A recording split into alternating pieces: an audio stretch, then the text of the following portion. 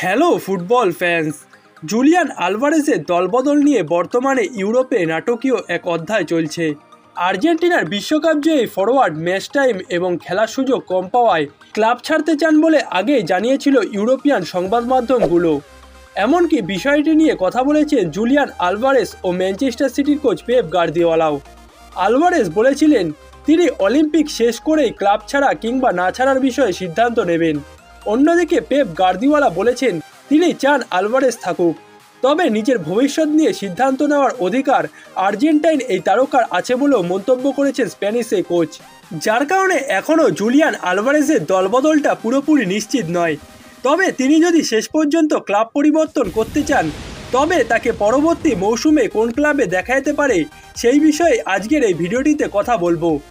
Argentine এই ফরোয়ার্ডকে দলে নিতে গেল মৌসুম থেকেই চেষ্টা চালিয়ে যাচ্ছে স্প্যানিশ ক্লাব অ্যাটলেটিকো মাদ্রিদ।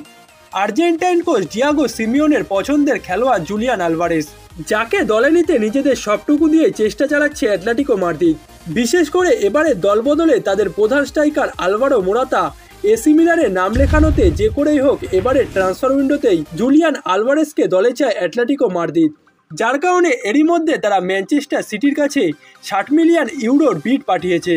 কিন্তু ম্যানচেস্টার সিটি জুলিয়ান আলভারেজের জন্য অন্তত 70 থেকে 80 মিলিয়ন ইউরো চায়, যার কারণে বর্তমানে অ্যাটলেটিকো মাদ্রিদ কিছুটা হলেও ব্যাকফুটে চলে গেছে। অন্যদিকে ফরাসি জায়ান্ট পিএসজিও এরই মধ্যে জুলিয়ান আলভারেজকে দলে নিতে লড়াইয়ে নেমেছে।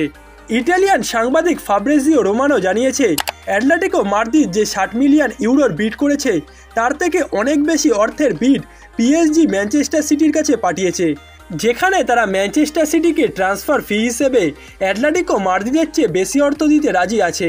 এমনকি জুলিয়ান আলভারেজকে অ্যাটলেটিকো মাদ্রিদের চেয়ে বেশি বেতন দিতে রাজি আছে তারা, যার কারণে জুলিয়ান আলভারেজকে দলে নেওয়ার রেসে অ্যাটলেটিকো মাদ্রিদের চেয়ে কিছুটা হলেও এগিয়ে গেছে পিএসজি। কিন্তু অ্যাটলেটিকো মাদ্রিদের কাছেও একটা অ্যাডভান্টেজ আছে। বর্তমানে ফ্রান্স ও আর্জেন্টিনা দলের মধ্যে প্রতিদ্বন্দ্বিতার কথা সবারই জানা, যেটা এখন মাঠের বাইরে সমর্থকদের মধ্যেও ছড়িয়ে পড়েছে। এর আগে লিওনেল মেসি পিএসজির হয়ে খেলতে এসে ফরাসি সমর্থকদের কাছ থেকে দুয়ো শুনেছিলেন।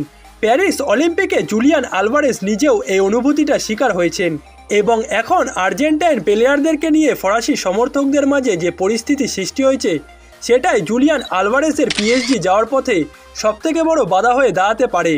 এছাড়া অ্যাটলেটিকো মাদ্রিদে আর্জেন্টাইন কোচ ডিয়েগো সিমিওনে বাদেও আর্জেন্টিনা জাতীয় দলে জুলিয়ান আলভারেজের একাধিক সতীর্থরাও খেলে থাকেন।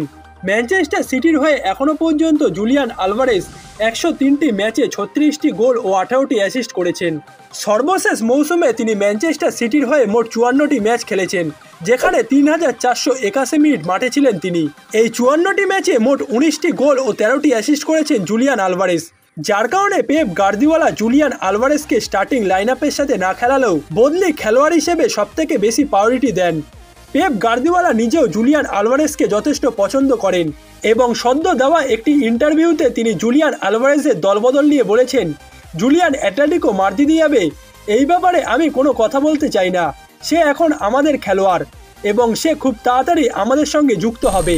সে যখন ছুটি কাটিয়ে ফিরে আসবে আমি তাকে জড়িয়ে ধরবো এবং কংগ্রাচুলেশন জানাবো। তার সাথে আবারও কাজ শুরু করার জন্য মুখিয়ে আছি আমি। সে আমাদের প্লেয়ার এবং আমি তাকে সবসময় গণনায় রাখি। পেপ গার্দিওলা জুলিয়ান আলভারেজের দলবদল নিয়ে এমন মন্তব্যে বোঝা যায় যে পেপ নিজেও চান না যে জুলিয়ান আলভারেজ দলবদল করুক, যার কারণে শেষ পর্যন্ত এই মৌসুমেও জুলিয়ান আলভারেজ ম্যানচেস্টার সিটিতেই থেকে যেতে পারে। তবে তিনি যদি দল পরিবর্তন করতেই চান তবে পিএসজির থেকে অ্যাটলেটিকো মাদ্রিদই তার জন্য বেস্ট চয়েস হবে।